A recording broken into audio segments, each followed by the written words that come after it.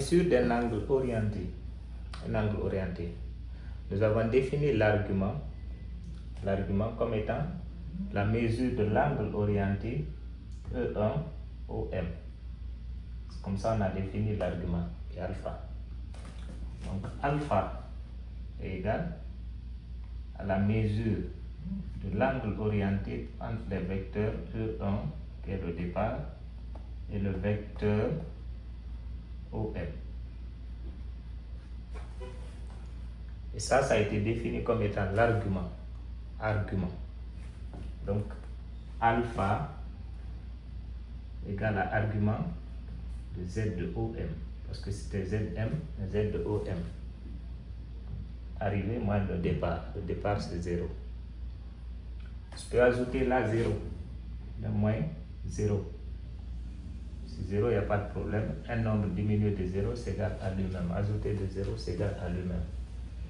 Et ce 0 qui est là, il représente l'argument d'un réel. Un réel qui est positif. Le 0 représente l'argument d'un réel positif. Le vecteur E.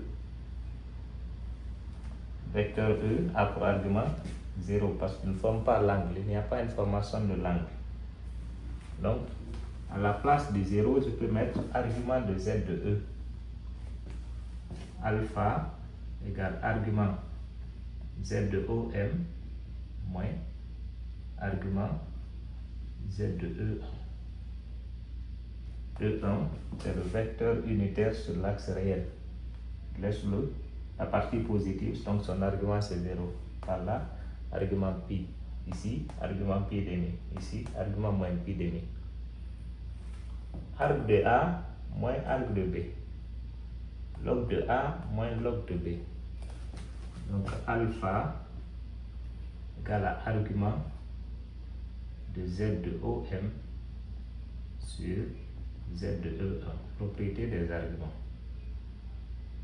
Ce qui veut dire la mesure de l'angle orienté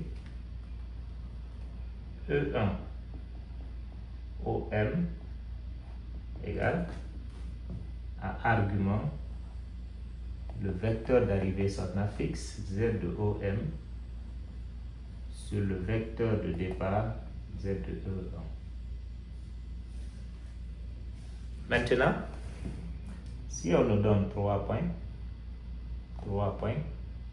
qui sont distincts, on demande maintenant de déterminer la mesure de l'angle orienté, on l'oriente.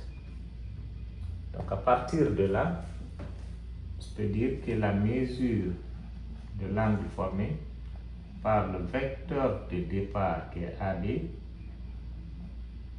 le vecteur d'arrivée AC égale argument Z d'arrivée, le vecteur d'arrivée AC sur Z de AB. Je connais comment déterminer l'affixe d'un vecteur. L'affixe Z de AB et Z de AC. Je peux déterminer ça. Donc la mesure de l'angle formé par AB, AC est égale à argument Z de C moins Z de A sur Z de B moins Z de A.